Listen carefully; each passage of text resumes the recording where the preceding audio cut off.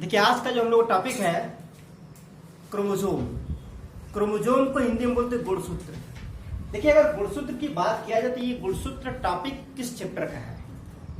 क्योंकि हम लोग चैप्टर लेके चले हुए सेल बायोलॉजी का। सेल बायोलॉजी हम लोग सेल डिवीजन पढ़ रहे हैं, तो सेल डिवीजन में आज हमको माइटोसिस पढ़ना था। लेकिन माइटोसिस पढ़ने से पहले यह एक टर्म क्रोमोसोम गुणसूत्र, इसको आज हम डिटेल देखते हैं। देखिए गुणसूत्र मीन्स क्या होता है। देखिए गुणसूत्र को इंग्लिश बोलते हैं क्रोमोसोम, जिनमें ये दो वर्ड से मिलकर बना हुआ है। This is the first word of Chrome. Chrome means colour and this is the second word Soma. Soma शब्द का मतलब था बॉडी, अर्थात आप कह सकते हो कि कलर बॉडी। इसका मतलब क्या होता है? इसका मतलब ये होता है कि हमारे बॉडी को जो कलर प्रोवाइड करता है, याद रखिएगा, वह है क्रोमोसोम। अर्थात जो एक पीढ़ी से दूसरी पीढ़ी में जो हमारे पर्सनालिटी जो कलर प्रोवाइड होता है, ध्यान रखना, वो हमारे पेरेंट्स से ही होता है। जैसे अक्सर देखते हैं क्या, गोरे, काले, सांवले, तो इसका मुख्य रूप से किसका इफेक्ट होता है? केवल सिर्फ और सिर्फ क्रोमोसोम का ही होता है। तो क्रोमोसोम का एक महत्वपूर्ण कार्य यह भी है कि आनुवंशिक लक्षणों को एक पीढ़ी से दूसरी पीढ़ी में क्या ट्रांसफर करना होता है। अब देखा जाए कि क्रोमोसोम की पोजीशन कहां पर होती है सेल में। देखिए याद रखिएगा, अगर पोजीशन की बात करें हम कि क्रोमोसोम की पोजीशन सेल में कहां होती है, तो सेल में मुख्य रूप से याद रखिए न्यूक्लियोप्लाज्म में होती है। न्यूक्लियोप्लाज्म मतलब क्या होता है? केंद्रक द्रव्य। यह केंद्रक द्रव्य में क्या होता है? क्रोमैटिन थ्रेड, धागे नुमा संरचना जो लिपटी हुई होती है, एक के ऊपर क्या होती है? क्वाइलिंग होती है। जैसे रस्सी ऐठी होती है, ध्यान रखिएगा, उसी तरह ऐठन की तरह जो संरचना दिखाई देती है, धागे नुमा संरचना, जिसको हम बोलते क्रोमोसोम।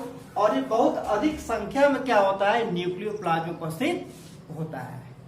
अब उसके बाद देखा जाए नंबर, संख्या की बात किया जाए कि गुणसूत्र की संख्या ह्यूमन में कितनी होती है, ध्यान रखिएगा, तो 23 पेयर मतलब 23 जोड़ी, या हम कह सकते हैं 46 होती है।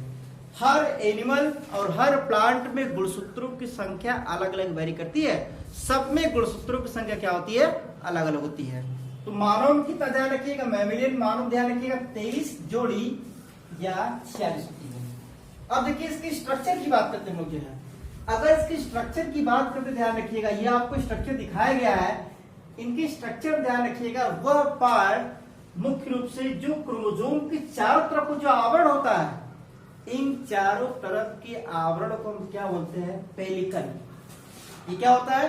पेलिकल जो होता है, ये कवरिंग लेयर होती है, और इसके अंदर जो डार्क लाइक स्ट्रक्चर आपको दिखाई दे रहा है, लाइक दिस, ये क्या होता है? मैट्रिक्स या द्रव्य होता है।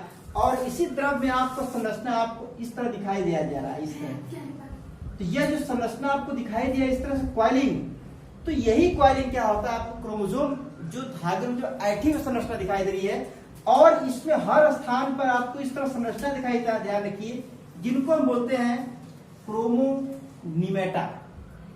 यह क्रोमोनिमेटा क्या होता है? जैसे एक माला होता है और उस माले में क्या मोती पिरोई होती है या गुई होती है, ध्यान रखिएगा।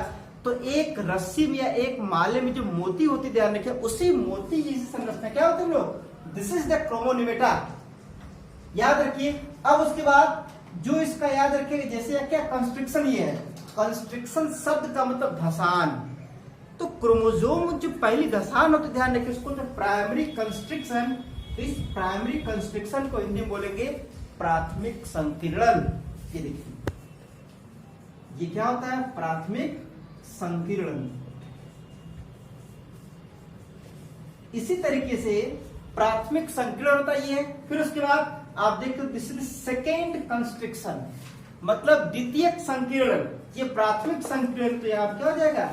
ये आपका द्वितीयक संकीर्णन होगा। ये कुछ क्रोमोसोम में याद रखिएगा, कुछ क्रोमोसोम में क्या होता है? ये सैटेलाइट होता है। This is the satellite. और सैटेलाइट के उपस्थिति के कारण उन क्रोमोसोम का नाम बदल दिया जाता है। इस क्रोमोसोम का नाम होता है sad chromosome, SAT, sad chromosome हो जाता है ये, राइट। तो आपने क्या देखा, SAT सैट मतलब सैटेलाइट का पहला 3 वर्ड लिया गया है, इसको सैट क्रोमोसोम के नाम से हम लोग जानेंगे। तो अब याद रखिएगा जो कंस्ट्रक्शन होता है, यह जो तुम्हारा ये क्या, यही व्यवस्था ध्यान रखिएगा जिसको बोलते हैं हम लोग सेंट्रोसोम या सेंट्रोमियर। देखिए दिस इज द सेंट्रोमियर, और इस सेंट्रोमियर के आधार पर क्रोमोसोम को कई पार्ट में बांट दिया है। क्रोमोसोम के कई भाग होते हैं, जैसे अगर ये सेंट्रोसोम अगर सेंटर में होता है, सबसे बीच में होता है, उसको तो मेटासेंट्रिक। बीच का मतलब क्या, लाइक दिस, देखिए ये और ये बीच में क्या आपका क्या सेंट्रोमियर हो गया, और ये तो बीच में सेंट्रोमियर है और दोनों तरफ क्या है, दोनों तरफ क्रोमैटिड्स है। ये क्या आपका है, ये देखिए क्रोमैटिड्स, जिसको बोलते हैं अर्ध गुणसूत्र। याद रखिएगा अर्ध गुणसूत्र शब्द का मतलब क्या, कभी भी जो गुणसूत्र जो बना होता है, गुणसूत्र बनने का मतलब क्या होता है कि 2 क्रोमैटिड्स से मिलकर बना होता है। ये क्रोमैटिड्स, क्रोमैटिड्स याद रखिए, 2 क्रोमैटिड्स मिलकर क्या बनेगा, एक गुणसूत्र का निर्माण करेगा। तो अगर दोनों क्रोमैटिड्स के बीच में होता है, इसको बोलते हैं हम लोग क्या, मेटासेंट्रिक क्रोमोसोम। अब लेकिन देखा जाए अगर यहां पर इनके केवल ऊपरी हिस्से में अगर हो, टेल रीजन में, मतलब पूंछ वाले रीजन टेल रीजन में अगर हो, तो इसको तो क्या टीलोसेंट्रिक, टीलोसेंट्रिक बोलते हैं। ठीक, 2 हो गया। एक क्या होता है हमने मेटासेंट्रिक, दूसरा टीलोसेंट्रिक। अगर कभी कभी क्या होता है कि किसी भी गुणसूत्र में यह याद रखिएगा सेंट्रोमियर होता ही नहीं है, तो जिसमें सेंट्रोमियर नहीं होता है उसको तो एसेंट्रिक, क्या होता है उसको हम लोग एसेंट्रिक होता है। ठीक, अब देखा जाए जिनमें याद रखिएगा लगभग 90%, देखिएगा 90% एक अर्ध गुणसूत्र एक तरफ है और करीब 10% अर्ध गुणसूत्र एक तरफ है, मतलब 90% क्रोमैटिड्स वन साइड होता है और 10% वन साइड होता है। इसको होते हैं हम लोग acrocentric chromosome, ACRO, acrocentric chromosome बोलते हैं लोग। ठीक, अब उसका देखा जाए एक लास्ट है जिसको सब मेटासेंट्रिक।